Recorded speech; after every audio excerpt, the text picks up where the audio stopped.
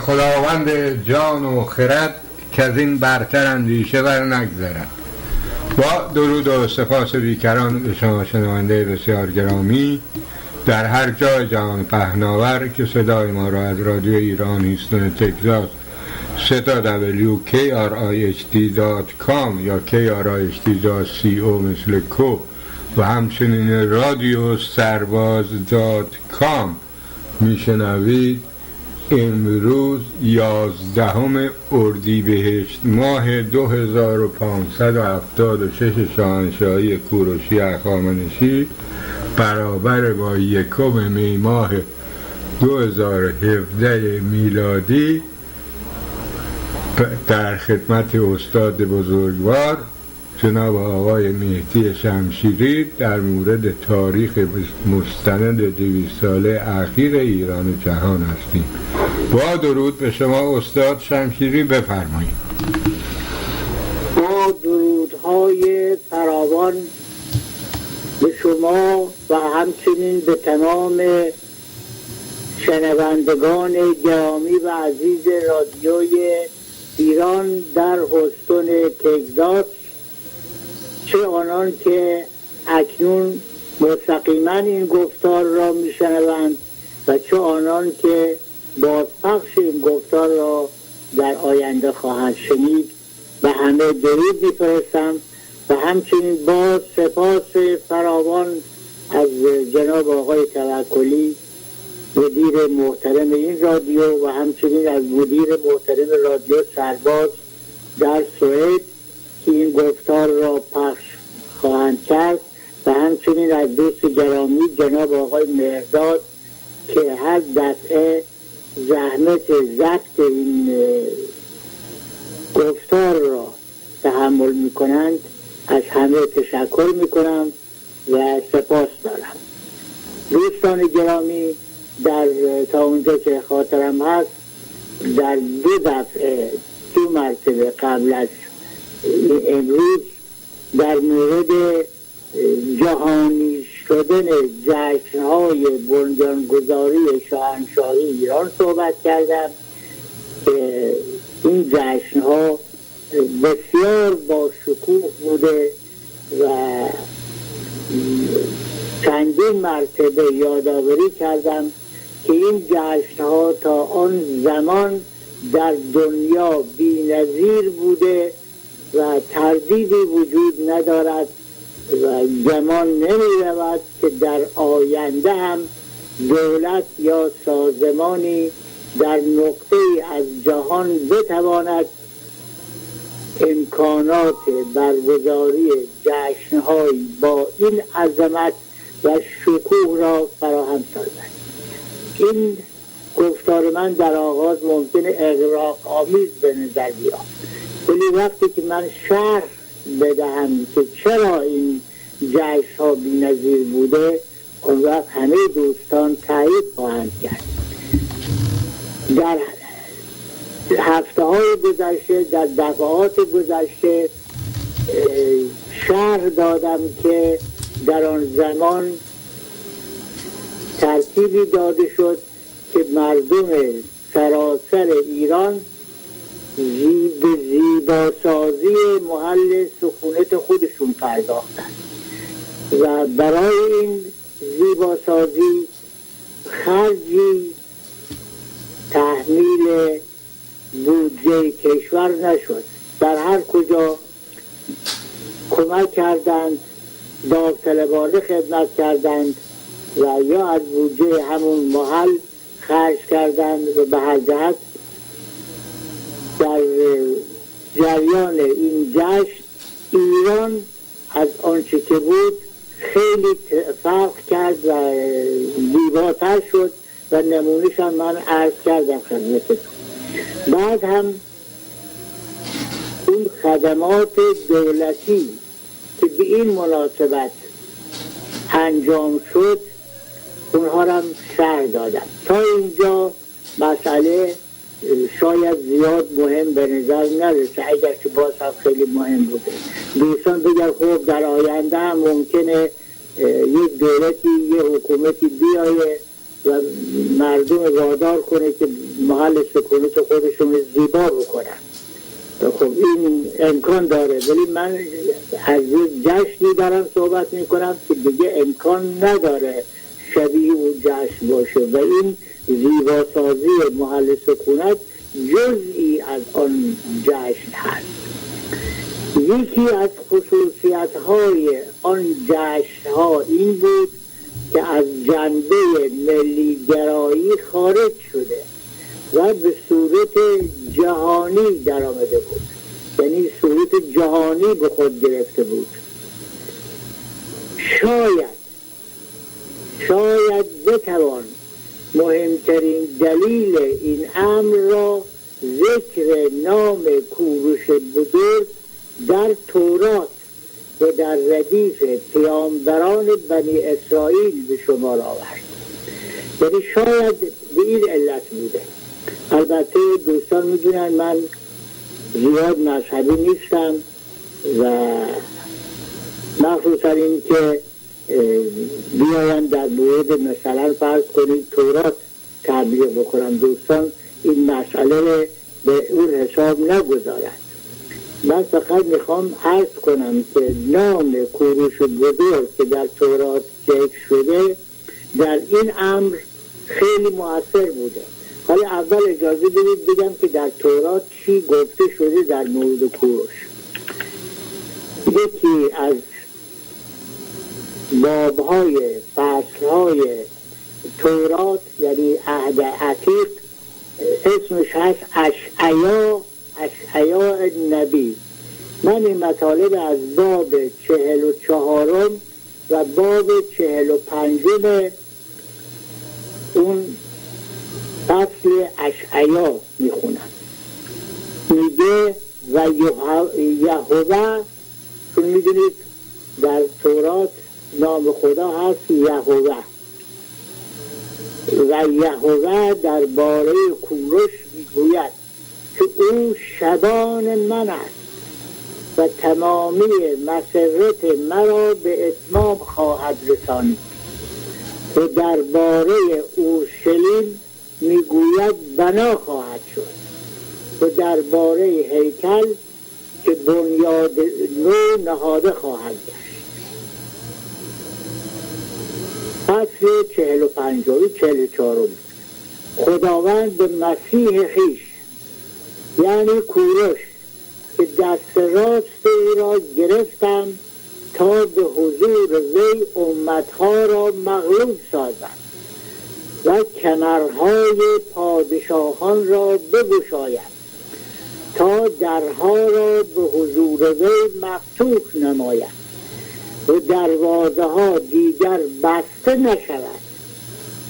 خداوند خطاب به کوروش چنین میگوید که من پیش روی تو خواهم خرامید و جایهای ناهموار را هموار خواهم ساخت و درهای برنجین را شکسته، پشت بندهای آهنین را خواهم برید و گنجهای ظلمت و خزائن مخفی را به تو خواهم بخشید تا بدانی که من یهوه که تو را به اسمت خواندم خدای اسرائیل می باشم.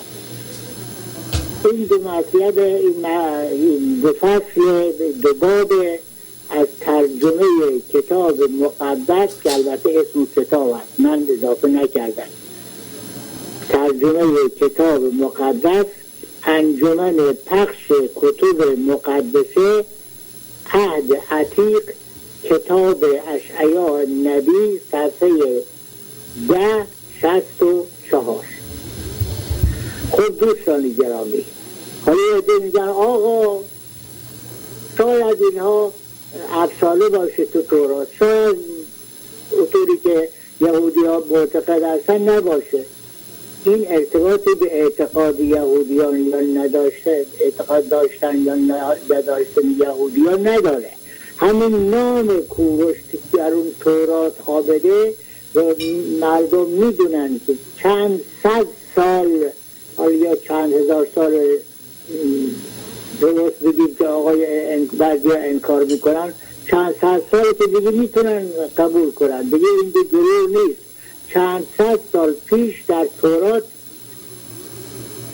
این مطلب نوشته شده.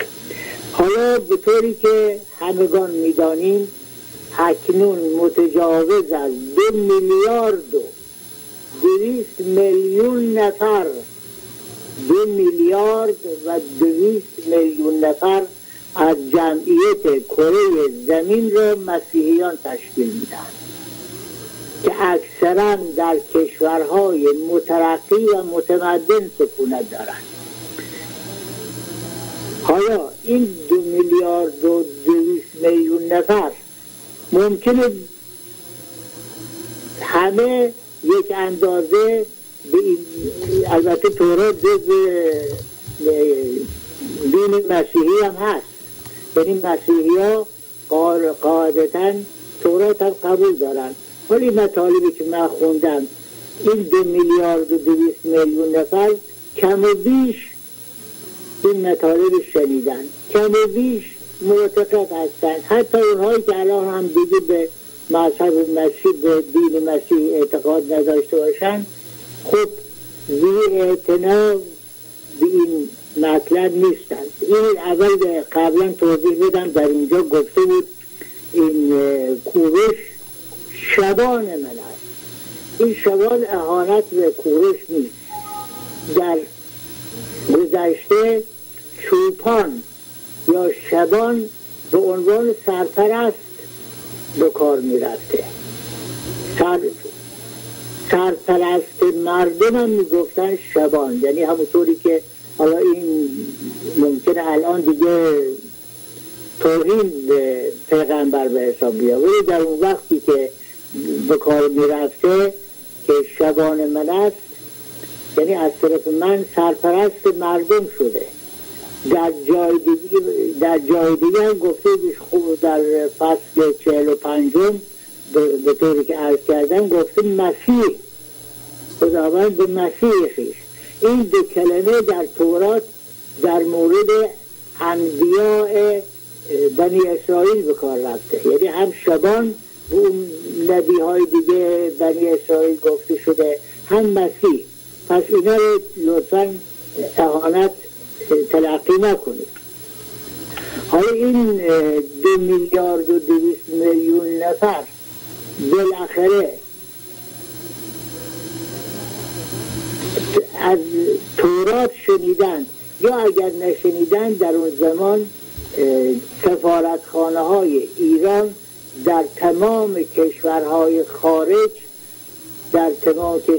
خارج وظیفه داشتند که در این مورد تبلیغ کنند، در روزنامه های کشورها بنویسند که آقا این جشن‌های 2500 ساله مربوط به کسی است که در تورات اسمش ذکر شده و به عنوان پیغمبر یهوه، پیغمبر خدا منصوب شده برای اون مذهب. خب وقتی که این مطالب از طرف از طرف سفارتخانه های ایران در تمام کشورهای جهان در روزنامه ها نوشته شد، این مسیحیان که این مطلب میخوندند یک تعلق خاطری نسبت به کوروش پیدا میکردن. حالا اگر قبلا که نمیدونستن که این جزء پیغمبران خودشون هم هست، وقتی میگید پیغمبر بنی اسرائیل و مسیحی ها هم که اونا رو قبول دارن، پیغمبر کوروش پیغمبر مسیحیان هم به حساب میآید. و به هر جهت این تبلیغات سفارتخانه های ایران هم در خارج خیلی مؤثر بوده. با این ترتیب این جشن هایی که گرفته شد، این جشن ها در دنیا بی‌نظیر خواهد بود، بی‌نظیر بود و دیگه نظیری پیدا نخواهد کرد. و من هنوز هم شرح میدم، یعنی تا اینجا که گفتم هنوز مختصری از این عظمت این جشن ها گفتم. حالا ببینید در آن زمان سازمان‌های بین‌المللی چه اقداماتی انجام دادن. قبلا عرض کردم خدمتتون، حالا باید تکرار کنم که اگر فراموش کردید.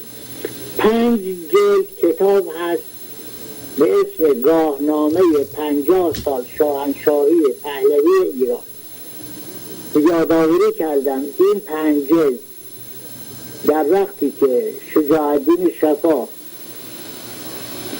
مسئول بوده در دربار شاهنشاهی، این 5 جلد کتاب به عنوان گاهنامه 50 سال شاهنشاهی پهلوی تهیه شده. بعد از انقلاب همه این کتابا سوخته، چون هنوز توزیع نشده بودن، همه از بین رفتن. خوشبختانه یک جلد نزد شجاع‌الدین شفا باقی بوده. اینها رو در پاریس در سازمان چاپ و انتشارات سهیل چاپ کرده و خوشبختانه این کتاب 5 جلد ارزشمند به دست ما هم رسیده. حالا بسیاری از این مطالبی که من میخونم از اون گاهنامه هست که امانت درست رد کرده باشم. اسم این آقای شجاع‌الدین شفا و زحماتی کشیده بود در اینجا بیان کردم. حالا در 24 اسفند 1350 مطابق با 14 مارس 1972 وزارت با عرض پوزش یک تاریخ آمدم جلو، اشتباه کردم.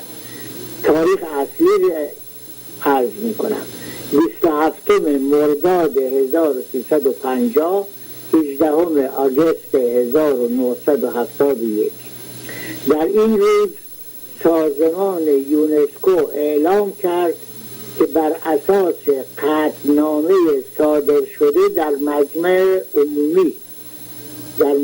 عمومی اون زمان قطعنامه در این مورد صادر شده بود.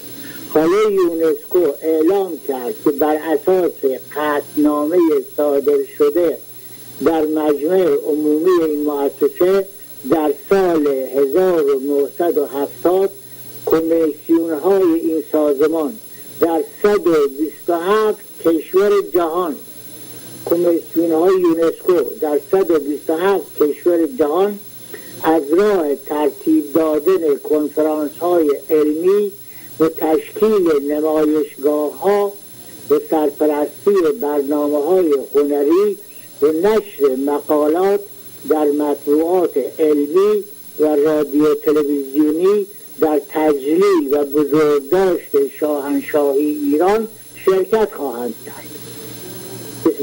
سازمان دیگه در وقت دیگه چنین چیزی شده. در 30 مرداد 1350 21 آگوست 1971 سازمان‌های فروشگاه‌های بزرگ فرانسه شهریور ماه سال جاری، یعنی همون سال 1971 یا 1350 که در این شهریور ماه سال جاری را به مناسبت جشن‌های شاهنشاهی ایران ماه ایران نامید. سازمان فروشگاه‌های فرانسه این ماه را اسمشو گذاشتند ماه ایران و اعلام کردند و فروشگاه‌ها اعلام کردند که در این مراسم فروشگاه‌های بزرگ فرانسه با آثار هنری ایران تزیین خواهند شد و به مشتریان خود غذاهای ایرانی خواهند داد. 5 شهریور ماه 1350 27 آگوست 1971 برگزاری هفته ایران غیر از ماه ایران در شهرهای مختلف فرانسه همراه با سخنرانی و فیلم و برنامه‌های موسیقی ایرانی، نامگذاری چند عطر تازه یا به اصطلاح بعضی تلفظهای که میگن درست داره عطر تازه به اسامی ایرانی اعلام چند مد تازه با الهام از لباسهای باستانی و محلی ایران، نمایش زورخانه ایرانی در پاریس، کنسرت امین الله حسین آهنگساز معروف ایرانی مقیم فرانسه که در اینجا یک درود به روان میفرستد، روان شاد باد این امین الله حسین. کنسرتی داده به افتخار ایران و به مناسبت جشن‌های 2015. کنسرت امین الله حسین آهنگساز معروف ایرانی مقیم فرانسه، پخش برنامه‌های مخصوص ایران در تلویزیون فرانسه، هفته فیلم ایران با همکاری سینماتک پاریس، نمایش فیلم کلود للوش، حالا ممکن من غلط تلفظ کرده باشم، پوزش میخوام، کلود للوش یا هر چی دیگه اسمش درست است، فیلمساز بزرگ فرانسه از ایران، به عنوان قسمتی از برنامه‌های هنری دولت فرانسه در مراسم بزرگداشت جشن‌های شاهنشاهی ایران اعلام شد. خب این بود فرانسه. آیا جشن دیگه‌ای میشه ترتیب داده بشه که فرانسه هم همین کارا رو بکنه برای اون جشن؟ تنها فرانسه نیست، همه دنیا بوده، همه اغلب کشورها، حالا همه نه. ادامه میدم. 5 شهریور ماه 1350 27 آگوست 1971 نمایشگاه بزرگ آثار باستانی و هنری ایران در موزه آرمیتاژ لنینگراد افتتاح شد. این نمایشگاه که به مدت 2 ماه دایر خواهد بود، همراه با سایر نمایشگاه‌ها، کنگره‌ها و جلسات علمی، چاپ کتاب‌های متعدد درباره ایران امروز و پیشرفت‌های آن و نیز پخش سلسله برنامه‌های مربوط به فرهنگ و تمدن ایران، برگزاری هفته فیلم‌های ایرانی در شهرهای مسکو و ایروان، قسمتی از آیین بزرگ داشته جشن‌های شاهنشاهی ایران در شوره است. این فرانسه، این روسیه که با ایران روابط چندان حسنه‌ای نداشت. آیا جشن دیگه هم در گذشته آینده ممکنه نظیر این جشن باشه؟ مسلماً خیر. حالا باز میخونم. 20 مهر 1350، 12 اکتبر 1971 به مناسبت برگزاری جشن‌های بزرگداشت شاهنشاهی ایران از طرف سازمان ملل متحد، دوستان توجه بفرمایید، از طرف سازمان ملل متحد 2 لوحه کوروش کبیر در تالار کمیسیون حقوق بشر در مرز اصلی این سازمان در نیویورک و دیگری در مرز اروپایی سازمان ملل در ژنو نصب شد. حالا یا هست یا خبر به تا تالار قرار بودی که تا ابد باشن، همیشه باشن، حالا شاید باشن شاید نباشن، با پوزش. بله 26 مهر ماه 1350، 18 اکتبر 1971 در جلسه فوق‌العاده سازمان ملل متحد که به منظور تجلیل از جشن‌های شاهنشاهی ایران تشکیل شد، توجه می‌فرمایید دوستان، سازمان ملل متحد هم یک جلسه فوق‌العاده به افتخار این جشن‌ها تشکیل داد در تاریخ 26 مهر ماه 1350. در اون اجازه بدید یک دفعه از اول بکنم. در جلسه فوق‌العاده سازمان ملل متحد که به منظور تجلیل از جشن‌های شاهنشاهی ایران تشکیل شد، آدم مالک رئیس مجمع عمومی سازمان ملل متحد طی سخنانی گفت جشن‌های شاهنشاهی ایران هنگامی برگزار می شود که در پرتو دگرگونی‌های سریع اقتصادی و اجتماعی اخیر چهره ایران دگرگون شده است. درود بر روان اون شاهی که این کارا را انجام داده. چهره ایران دگرگون شده است و این کشور یک بار دیگر امکان یافته تا مقامی را که سزاوار آن است در میان خانواده ملت ها احراز کند. خب اینم سازمان ملل. 27 مهر ماه 1350، 19 اکتبر 1971 موزه متروپولیتن نیویورک از روی 265 میناتور عالی شاهنامه خطی منحصر به فرد شاه طهماسب صفوی فیلم رنگی مستندی تهیه کرد که معادل $35,000 برای موزه هزینه در برداشت. این فیلم و دیگر فیلم‌های سینمایی و تلویزیونی و انتشار کتاب‌های معتبر علمی پیرامون فرهنگ و هنر ایران از جمله برنامه‌هایی بود که کشور آمریکا در جریان برگزاری جشن‌های شاهنشاهی ایران تدارک دید.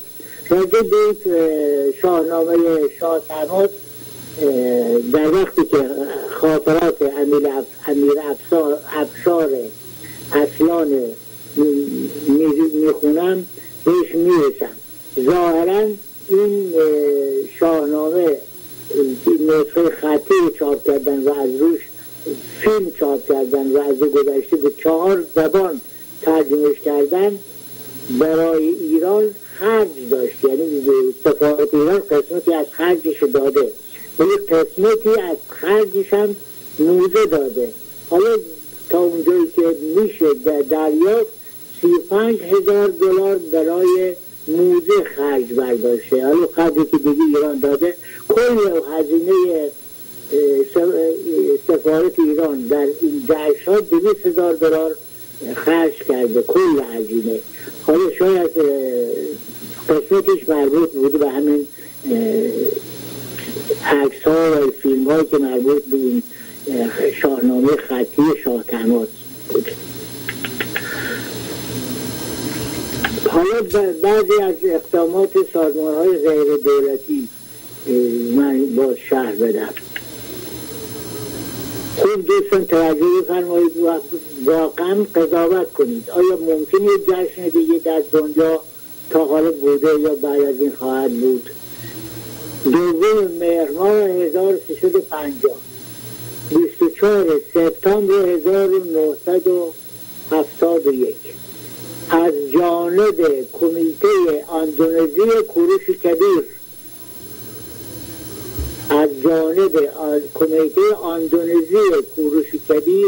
جایزه‌ای به مبلغ 75,000 روپیه برای 2 نفر که بهترین سرود موسیقی را درباره جشن‌های شاهنشاهی ایران و بهترین نوشته را پیرامون معرفی و مفهوم و ارزش اعلامیه کوروش کبیر تهیه کنند در نظر گرفته شد.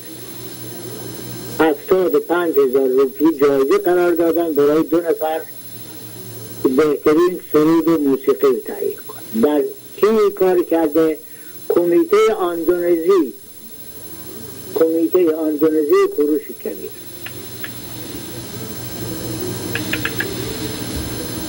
خب حالا دوستان ببینید چه افرادی شرکت کرده بودند.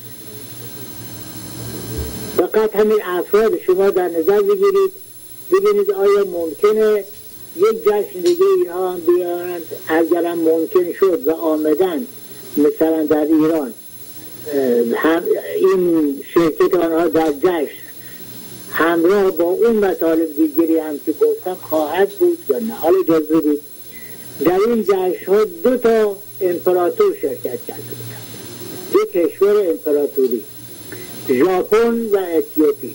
این 2 کشور شرکت کرده بودند. از 10 کشور پادشاهی شرکت کرده بودند: انگلستان، هلند، سوئد، بلژیک، نروژ، دانمارک، یونان، اردن هاشمی، تایلند، مالزی. 17 کشور جمهوری شرکت کرده بودند: آمریکا، فرانسه، آلمان فدرال، ایتالیا، اتریش، فنلاند، پرتغال، هند، پاکستان، ترکیه، اندونزی، فیلیپین، کره جنوبی، آرژانتین، برزیل، پرو، مصر، سنگال. 16 کشور کمونیستی، این جالبه، 16 کشور کمونیستی شرکت کرده بودن. ببخشید 10 جمهوری از جمهوری های 16گانه اتحاد جماهیر شوروی به علاوه لهستان، رومانی، چکسلواکی، مجارستان، بلغارستان، یوگسلاوی و 2 حکومت استثنایی، ژنرال فرانکو و دربار واتیکان. اینها از شرکت کنندگان این جشن بودند. حالا یک کتابی هست، اجازه بدید این کتاب هم معرفیش کنم.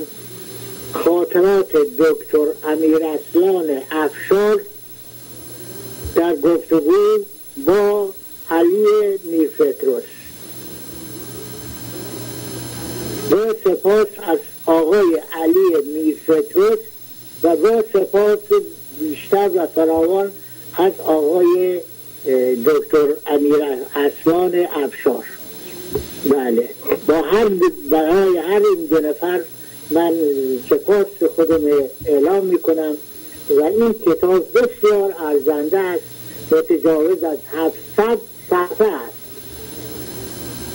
این شخص، این آقای امیراسلان افشار، آخرین رئیس کل تشریفات محمد رضا شاه پهلوی آریامهر. این کتاب توسط نشر فرهنگ در کانادا منتشر شده. و حالا من قسمت هایی که مربوط به جشن هست، بعضی قسمت هایی مربوط به جشن هست اینجا میخونم. آقای میرپطرس سوال میکنه، میگه در اشاره به جشن‌های با اشاره به جشن هزاره فردوسی عرض کردم که جشن‌های 2500 ساله ادامه تاریخی هزاره فردوسی بود. بله، آقای میرپطرس یادآوری کردی که بابا این محمد رضا شاه پهلوی تنها این 2500 ساله کوروش جشن نگرفته، جشن‌های هم دیگه هم گرفته، من جمعه جشن هزاره فردوسی، اونم جشن بزرگی بود. ببخشید که به طور معترضه مطالب عرض میکنم، حالا باز از اول میکنم. میرپطرس میگه در اشاره به جشن‌های هزاره فردوسی عرض کردم که جشن‌های 2500 ساله ادامه تاریخی جشن هزاره فردوسی بود، نوعی رنسانس یا باززایی تاریخ و تمدن ایران باستان بود تا با توجه به احترام و اهمیتی که کوروش بزرگ در افکار عمومی جهان داشت. ببینید با احترام و اهمیتی که کوروش بزرگ در افکار عمومی جهان داشت به جهانیان بگوییم که ما چه بودیم و از کجای تاریخ آمده ایم. و حالا یه چیزم یه جمله اضافه کنم و حالا به کجا رسیده ایم. لازم بود اضافه کنم. آنچه ما در رابطه با جشن‌های 2500 ساله در آمریکا انجام دادیم، این آقای امیر افسار ببخشید الان ببینم این مال آقای امیر افساره وقت خوندن معلومش بود. آنچه ما در رابطه با جشن‌های 2500 ساله در آمریکا انجام دادیم بیشتر جنبه فرهنگی و تاریخی داشت که در شناساندن تاریخ و تمدن ایران با آمریکاییان خیلی مؤثر بود. هرچند که برنامه جشن‌ها در ایران به طور کلی خوب انجام شده بود، اما شاید اگر به پیشنهاد آقای معینیان هم توجه می‌شد و مردم مشارکت بیشتری در آن می‌داشتند حتما بهتر بود. به مناسبت جشن‌های 2500 ساله مجالسی در بیشتر شهرهای آمریکا برگزار کردیم به نام First Police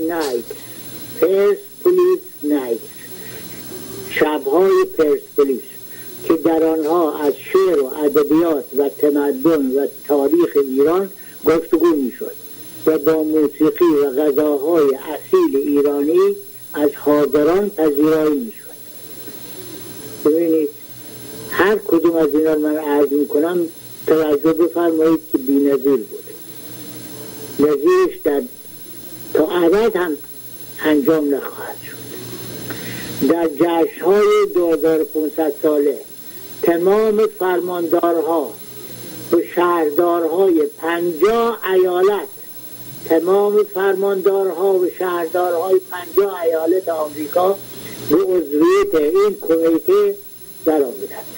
حتی رؤسای پلیس آمریکا، یعنی کمیته فوق‌العاده تشکیل شد و اعضای این کمیته در هر ایالتی وظیفه یا مأموریتی بر عهده داشت. کمیته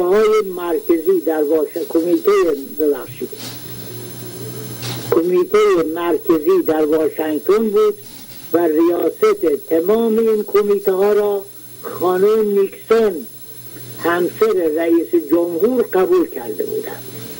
یکی از برنامه‌های این کمیته این بود که به پیشنهاد من و آقای بکر، من تلفظش نمیدونم چون به فارسی نوشته انگلیسی نیست من درست این تلفظ کنم، اگر اشتباه تلفظ شد پوزش می‌خواهم.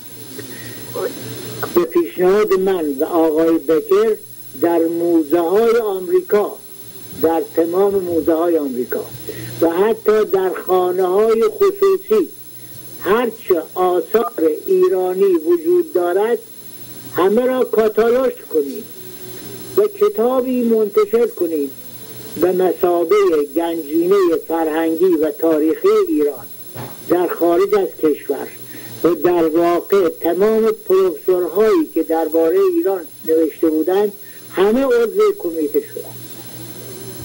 این کتاب وجود داره الان نمیدونم. اما اون شاهنامه طهماسبی که گفتم از خاطرات امیر اصلان افشار هم صحبت خواهم کرد، این مطلب از اون خاطراته. میگه چاپ شاهنامه طهماسبی تمام موزه های آمریکا قبول کردند که نه فقط لیستی از آثار ایرانی را منتشر کنند. تمام موزه های آمریکا قبول کردند که نه فقط لیستی از آثار ایرانی را منتشر کنند، بلکه قبول کردند که در طول مدت جشن‌های 2500 ساله در ویترین های مخصوصی تمام این آثار را به نمایش بگذارند و هر موزه کتابچه راهنمایی هم از آثار موجود ایرانی چاپ کند و آن را در اختیار علاقمندان بگذارد. اینها هیچ کدوم به بودجه ایران تحمیل نشد، این موزه هایی که کتابچه راهنمایی خودشون منتشر کردند که در این مورد و ایشان ببخشید در تهران پیشنهاد مرا پسندیدند و به عرض اعلیحضرت رسید و ایشان فرمودند که در این مورد باید به شما کمک کنیم که اجازه بدهید نتیجه گزارشات را در تهران به عرض برسانم. با آقای بکر به موزه متروپولیتن در نیویورک رفتیم. در این موزه یک شاهنامه هست به نام شاهنامه طهماسبی و معروف هست به شاهنامه هوستن HOUGHTON هوستن. این شاهنامه دارای عکس‌های میناتوری بسیار درجه یک است که بسیار بی‌نظیر است. حالا این شاهنامه چگونه به موزه متروپولیتن رسیده بود داستان جداگانه است. ولی این که ایران چنین آثاری در خارج دارد خوشحال بودیم. راجع به این شاهنامه با موزه متروپولیتن صحبت کردیم. این موزه از این موزه خواستیم که این شاهنامه را چاپ کند. این کتاب را به زبانهای انگلیسی، آلمانی، فرانسه و ایتالیایی چاپ کردند که بعداً زبان اسپانیولی هم به آن اضافه شد. به زبانهای انگلیسی، آلمانی، فرانسه و ایتالیایی چاپ کردند که بعداً زبان اسپانیولی هم به آن اضافه شد. حالا آقای میرفتروس سوال میکنه، میگه این کتاب به هزینه موزه متروپولیتن چاپ شده. امیر اصلان میگه خیر، این کتاب را بیشتر با کمک مالی خودمون چاپ و منتشر کردیم و مبلغی هم خود موزه متروپولیتن داد که حالا میگویند که اون موزه خرج شده $35,000. نمیدونم. این کتاب یه مقدمه دارد به قلم بنده، به قلم آقای امیر افشار که هنوز هم موزه متروپولیتن آن را میفروشد. کتاب جالبه دیگه، کتاب با این مینیاتورها خیلی جالبه، تجزیه چاپ میشود. و چند سال پیش آقای دکتر فرهاد کاظمی چاپ جدید آن را برایم فرستاد که همان مقدمه من در این کتاب هست و زیرش هم نوشته شده است امیر استاد افشار سفیر ایران در آمریکا. موزه متروپولیتن همچنین به پیشنهاد ما پیشنهاد کرد که ما از این چاپ یک فیلم هم برداریم که زیر نظر موزه این فیلم تهیه شد. میرفتروس سوال میکنه فیلم سینمایی از شاهنامه؟ امیر افسان میگه بله، فیلم شاهنامه، فیلمی از تمام جنگ های رستم و اسفندیار. و به چه نه وقتی که میگویند امروز رستم به جنگ اسفندیار رفت، میناتوری را که نشان میدهد که رستم تیر کمان کشیده برای جنگ اسفندیار میرود و میناتورهای این کتاب میرود. با میناتورهای این کتاب یک فیلم فوق‌العاده درست شد که حدود 1 ساعت بود. من این کتاب و این فیلم را با خودم به ایران بردم و به حضور اعلیحضرت تقدیم کردم همراه با گزارش جشن‌های 2500 ساله.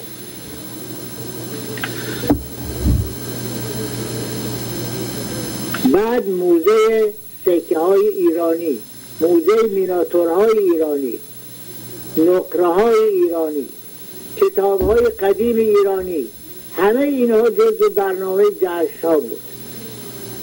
همه این کارها و جشن‌ها را ما فقط با $200,000 انجام دادیم. یعنی بودجه‌ای که برای این کار از ایران حواله کرده بودند توسط آقای دکتر اقبال هم حواله شده بود، از $200,000 بود. حالا اگر بگم چندین میلیارد هم در امیر اسرار افشار خرج کرد دیگه حق دارن میگن.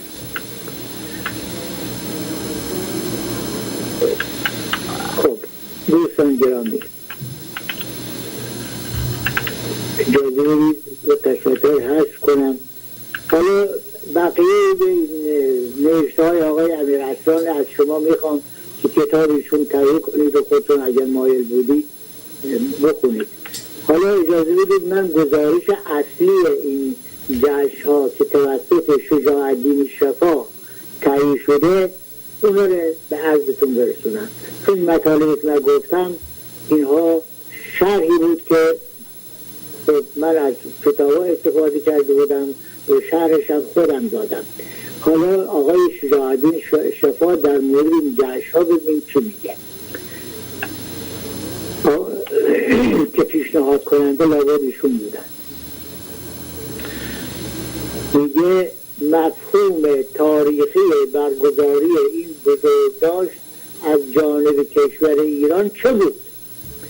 بزرگداشت جهانی کوروش کبیر و جشن 2500 سال بنیانگذاری شاهنشاهی ایران به دست آورد.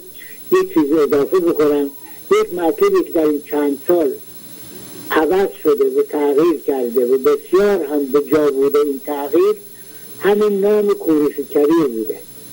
چون کبیر عربی است، ما دیگه کوروش کبیر نمیشنویم، همه جا میشنویم کوروش بزرگ و دوستان این مطلب باید در نظر داشته باشن که کوروش بزرگه چون ایرانیه.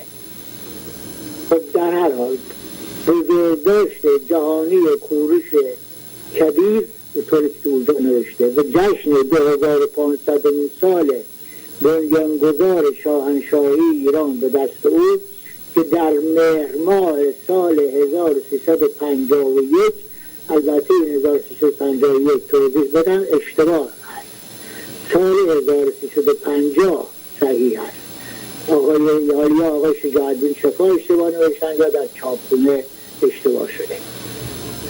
اکتبر 1971 برگزار شد. پر افتخارترین بزرگداشتی از این نوع بود که کشوری از کشورهای جهان امروز میتوانست ترتیب داده باشد، زیرا قهرمان این بزرگداشت شخصیتی بود که از 2500 سال پیش نه تنها از جانب دوستان بلکه از جانب دشمنان ایران نیز مورد ستایش قرار داشته است. ستایشی که از یک جنبه خاص در تمام تاریخ بشریت بی‌نظیر است.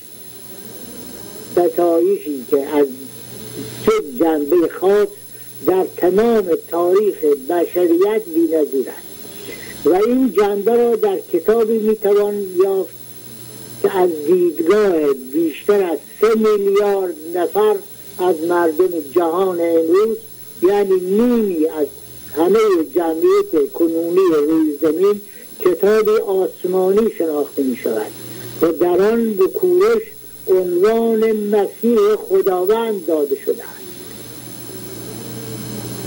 در تورات کتاب اشعیاء نبی باب 45 بندهای 1 تا 6. قبلا من این بندها رو خوندم براتون و عرض کردم که در تورات به انبیاء بنی اسرائیل یا شبان گفته شده یا مسیح و در اینجا هر دو لقب به کوروش دادن. یعنی کوروش الان همشأن انبیاء بنی اسرائیل و با این دو لقب جزو انبیاء حساب میشه به نظر من. حالا هر دو شما قبول دارید یا ندارید. ادامه دیدم از گفته های شجاع‌الدین شفا. در دوران باستانی سقراط و افلاطون و گزنفون اندیشمندان نامی یونان اصالت خاص حکومتی را که به دست این کمربسته خداوند بنیان گذاشته شد مورد ستایش عمیق قرار دادند. در اروپای اصل روشنفکری نیز هگل فیلسوف نامی قرن 19 امپراتوری او را نخستین امپراتوری تاریخ ساز جهان و توینبی TOYNBEE. توینبی سرشناسترین مورخ قرن 20 این امپراتوری را اولین سازمان ملل متحد در جهان دانستند. بعد از کشف استوانه معروف بابلی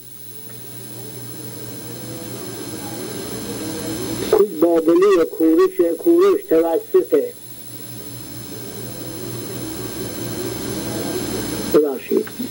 بابل نشید که گاهی اشتباه میخونم، یعنی اشتباه میشه. خب معروف بابلی کوروش توسط یک هیئت باستانشناسی انگلیسی این استوانه نخستین اعلامیه جهانی حقوق بشر نام گرفته و با همین عنوان در زمان جشن‌های بزرگداشت کوروش 2 کپی از جانب سازمان ملل متحد در دفترهای حقوق بشر سازمان در نیویورک و ژنو نصب شد. موارد دیگر میتوان یافت که به صورت شگفت‌انگیز از بازتاب جهانی نام و منزلت این قهرمان تاریخ ایران حکایت میکنند. یکی از این موارد مربوط به کشور دوردست ایسلند است. ایسلند که به گفته نماینده آن در کنگره بین المللی بزرگی که در زمان برگزاری مراسم در شهر شیراز تشکیل شد، تاریخ آن در طول قرون تنها به صورت چند حماسه منظوم ولی نانوشته از نسلی به نسل دیگر به طور شفاهی منتقل شده است و فقط در 2 قرن گذشته است که این حماسه ها به چاپ رسیده و در دسترس عموم قرار گرفته و ایرانشناس ایسلندی توضیح داد که مهمترین این منظومه ها کوروش پادشاه ایران نام دارد. کوروش پادشاه ایران، ببینید، مهمترین منظومه است که در ایسلند چاپ شده. در اروپای مرکزی قرون وسطایی شناسایی کوروش عموما محدود به مواردی است که در تورات مربوط می‌شود، ولی در دوران بعد از رنسانس زندگی کوروش از دیدگاه کلی نیز مورد توجه تاریخ نگاران و رمان نویسان و هنرمندان قرار گرفته است که پر آوازه ترین آنها دوره 10 جلدی جنجال برانگیز کوروش کبیر نوشته خانم مادلین د سکندری، باز تلفظش ممکن اشتباه کنم، SCUDERY. مهمترین نوشته مربوط به این خانم است. لازم به توضیح است که این کتاب واقعا زندگی نامه کوروش نیست. این نویسنده از عنوان پرحادثه کوروش برای انتقادی همه جانبه از وضع اجتماعی فرانسه در دوران لویی 15 بهره برداری کرده. این دوران کوروش به سر آورده و انتقاد کرده از این دوره. در همون 2 قرن 16 رمان و تراژدی و منظومه دراماتیک در ارتباط با کوروش منتشر شده است که سرشناس‌ترین آنها اپرای کوروش در بابل اثر روسینی، آهنگساز نامی ایتالیایی است که به افتخار ناپلئون نوشته شده است. از نمونه‌های جالب دیگر از نخستین مجموعه‌های شعر آمریکای قرن 17 در زمانی که هنوز این سرزمین مستعمره انگلستان بود، دیوان اشعار شاعره مقیم بوستون به نام آن برادستریت، باید پردش بخواهم اگر غلط تلفظ شد، است که در سال 1650 به چاپ رسید و اولین منظومه این دیوان به کوروش اختصاص اساس دارد. در میان همه ستایش های کهن و نو در مورد شخصیت تاریخی و معنوی این قهرمان بزرگ تاریخ، تنها بانگ های حقیرانه‌ای که علیه او در جهان برخاسته اظهار نظرهایی که از جانب کارگردانان انقلاب شکوهمند سال 1357 مطابق 1972 در خود ایران صورت گرفته و نمونه بارز آنها کتابی است به قلم یک آخوند درجه دوم یا سوم ساکن قم به نام شیخ صادق خلخالی که دستگاه روحانیت مبارک آن را با سر و سودای بسیار چاپ و منتشر کرده است. نام این کتاب کورش جنایتکار و دروغین است و نویسنده دانشمندش انتظار داشت از بابت آن جایزه ادبی نوبل سال را دریافت کند، ولی دشمنان استعمار مانع آن شدند. این عقیده خود اون نویسنده. به جای هر گونه توضیح و تفسیری در این باره بهتر است این نوشته مؤلف جنجالی یعنی آقای صادق خلخالی را در اینجا نقل کنم. این نوشته آقای صادقه. کوروش در 2500 سال پیش از یک تیره وحشی برخاست و در دستگاه بهمن پادشاه ایران به خدمت مشغول شد. مادر او یهودیه بود. بدین جهت کوروش در 12 سالگی تورات می‌خواند و با خط و زبان یهودی آشنا بود و سخنان دانیال و امثال او را درک می‌کرد و هم او بعدها دانیال را مذهب قضا داد. قزوینی گوید که اصولا مادر کوروش یکی از انبیاء بنی اسرائیل بود و بعضی ها مادر بهمن را هم از اولاد یهود می‌دانند.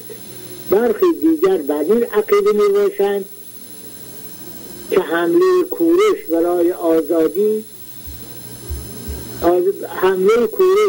آزادی یهود به دستور مادر به صورت گرفت. کوروش چون سودای جهانگیری داشت با سپاه وحشی خود به جنگ با همسایگان پرداخت و در گیرودار جنگ و قتل عام با دختر زیبای یهودی به نام استر روبرو گردید و گرفتار عشق او شد. حالا کوروش کجا و خشایارشاه که در زمان استر بوده کجا؟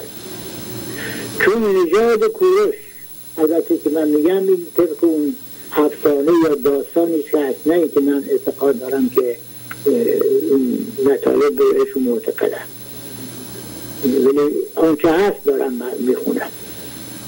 چون نژاد کوروش از یهود و فارس بود، لذا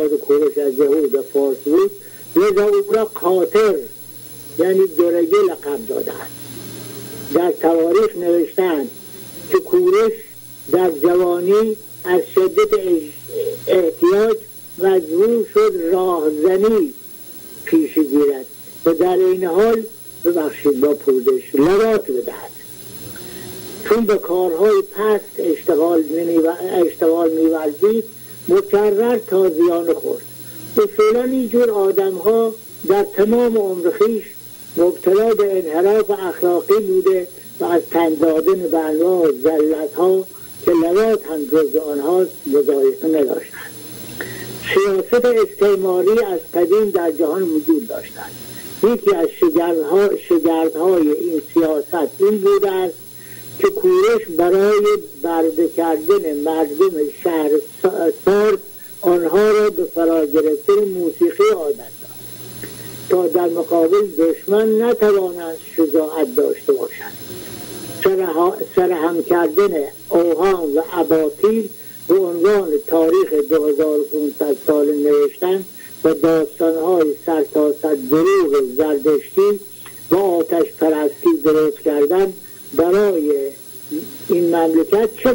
ای داشته است غیر از ترویج فحشا و منکر. مگر ملت ایران سرگذشت حماسه انگیز کلبه‌ها را ندارد که باید به اوستا و تورات افتخار کند؟ و بعد از گفتار شجاعی شفا میخونند و بعد از همه این تاریخ نگاری های فاضلانه جناب شیخ صادق در پایان کتابش می نویسد البته این معنی هم مخفی نماند، البته این مطلب هم مخفی نماند، اصولا شخصی به نام کوروش در روی زمین وجود نداشته است. پس بماند خودش گفته دروغ بود. در این باره رجوع شود به شرح تجرید علامه خوشچی که تمام آنچه در تورات در وصف کوروش آمده است ساخته یهودیان آزاد شده بابل است که به فرمان دامادشان کوروش آن را در کتاب آسمانی گنجاندند و به خورد مردم دادند. دوستان اجازه بده دیگه با پوزش قطع کنم سخنان خودم در این هفته و به هفته یا 2 هفته دیگه موکول میکنم که در این 2 هفته بتونم این در مورد این جشن ها باز مطلب بگم، ادامه این جشن ها و اینکه این جشن ها بی‌نظیر بوده. شاد باشید، پیروز باشید و تندرست باشید. بسیار سپاسگزارم. تا دفعه بسیار سپاسگزارم.